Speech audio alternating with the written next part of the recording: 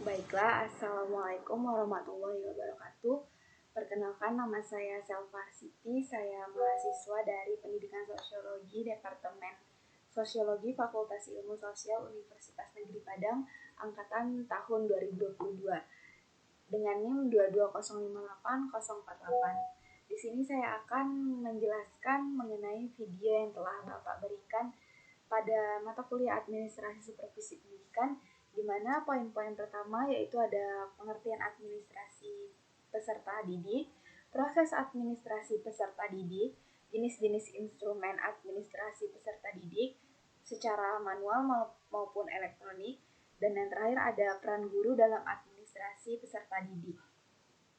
Nah, poin pembahasan pertama yaitu mengenai pengertian administrasi dalam peserta didik, di mana administrasi dalam peserta didik ini ialah segala proses serius yang dimana di dalamnya terdapat pengelolaan sumber daya di lembaga pendidikan untuk mencapai tujuan efektif yang secara efisien juga di dalamnya. Salah satu fokus utamanya adalah peserta didik itu sendiri yang termasuk ke dalam 7M, yaitu manusianya ataupun seseorang itu sendiri di dalam kependidikan atau lembaga pendidikan di dalamnya. Adapun pengertian atau definisi peserta didik menurut undang-undang ialah peserta didik ini adalah anggota yang melalui atau masyarakat yang ingin mengembangkan diri atau mengelola dirinya melalui atau meliputi proses yang panjang dari penerimaan hingga kelulusan dengan memperhatikan kebutuhan dan proses atau potensi di dalam individu itu sendiri. Lalu tahap pertama adalah analisis kebutuhan untuk menentukan jumlah peserta didik yang ada, yang dibutuhkan oleh lembaga pendidik secara rasional. Di mana tahap selanjutnya adalah rekrutmen yang bertujuan untuk menemukan calon peserta didik sesuai dengan standar lembaga yang ada. Mengapa perlunya tahap yang terakhir ini seperti tahap administrasi secara transparansi dan objektif? Dikarenakan meskipun adanya upaya seperti jalur zonasi untuk meningkatkan akses pendidikan di dalam suatu lingkungan lokal, sepertinya masih ada kekurangan adanya sekolah yang ramai di dalamnya. Pendaftaran yang sepi peminat contohnya seperti itu. Jadi di dalam penerimaan itu harus ketat seleksinya supaya tidak ada oknum-oknum yang akan melanggar di dalam lembaga kependidikan tadi. Serta yang terakhir adanya proses pembinaan peserta didik, di mana proses pembinaan peserta didik ini ialah menjadi fokus penting dalam administrasi pendidikan, di mana layanan bimbingan dan konseling serta pemanfaatan keperpustakaan menjadi bagian dari upaya ini atau bagian upaya yang paling utama. Namun, masih ada tantangan dalam pengelolaan layanan perpustakaan yang ada di bidang-bidang sekolah. Mungkin itu menjadi evaluasi di dalam administrasi itu sendiri untuk kedepannya lebih meningkatkan layanan keperpustakaan serta bimbingan konseling di dalam lembaga pendidikan dimanapun itu berada. Tadi ada tahap pertama yakni mengenai analisis kebutuhan, apa sih yang dibutuhkan oleh peserta didik itu sendiri. Selanjutnya tahap kedua ada rekrutmen, di mana rekrutmen ini bertujuan untuk menemukan calon peserta didik yang sesuai dengan standar lembaga pendidikan di tingkatnya masing-masing.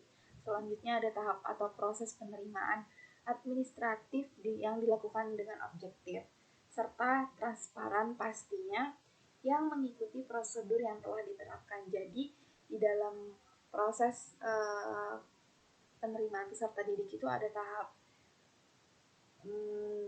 penganalisisan kebutuhan, yang kedua ada rekrutmen, yang ketiga yaitu tahap penerimaan administrasi yang dilakukan secara objektif dan transparan tentunya.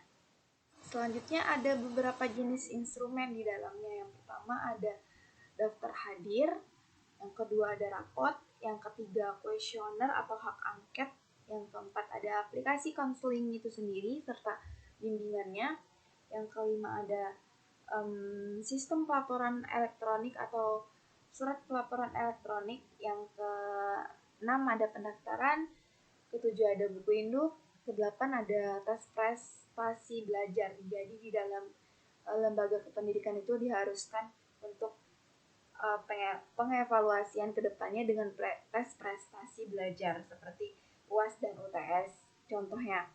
Selanjutnya ada sistem informasi manajemen di dalamnya. Yang terakhir ada lomba observasi.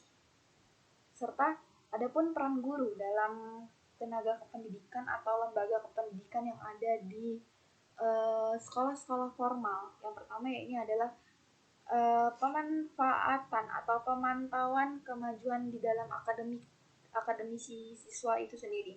Jadi guru itu berperan untuk mengawasi atau memantau bagaimana sih perkembangan akademisi atau akademik dalam proses pembelajaran siswa maupun siswi di dalam kelas itu sendiri.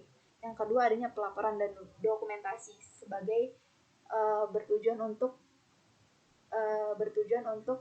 di dalamnya untuk seperti bukti untuk bahwa peran guru itu telah terlaksanakan di dalam proses pembelajaran di dalam kelembagaan pendidikan itu sendiri. Yang ketiga ada pelanggaran kasus siswa khusus. Jadi di dalam pelanggaran kasus siswa khusus ini guru berperan aktif dalam memecahkan masalah atau memberikan solusi, bimbingan serta konseling dalam siswa-siswa yang berkebutuhan khusus dalam pemecahan masalahnya yang rumit ataupun yang tidak rumit sekalipun. Jadi guru itu berperan aktif untuk membantu siswa dalam memecahkan masalahnya atau lebih tepatnya memberikan solusi. Yang keempat yaitu konseling dan bimbingan. Konseling dan bimbingan ini sama seperti yang sudah saya jelaskan sebelumnya. Pada poin ketiga yaitu guru berperan aktif dalam membimbing siswanya maupun di dalam kasus akademisi ataupun di luar akademisi itu sendiri. Lebih tepatnya untuk memberikan solusi ke depannya, bagaimana cara siswa itu membenarkan atau menjadi lebih baik dari sebelumnya. Dan yang terakhir yaitu adanya pengembangan kurikulum. Jadi di dalam peran guru untuk mengaktifkan lembaga pendidikan itu harus adanya pengembangan kurikulum. Jadi kurikulum itu harus menyesuaikan tingkat atau menyesuaikan kebutuhan yang ada di dalam kelembagaan pendidikan itu sendiri. Baik, itu saja yang dapat saya jelaskan atau saya paparkan pada materi pertemuan kelima kali ini.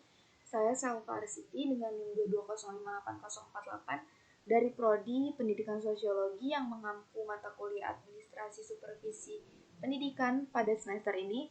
Pamit undur diri, apabila saya ada salah kata saya mohon maaf. Saya akhiri, wabillahi taufiq wal hidayah. Wassalamualaikum warahmatullahi wabarakatuh.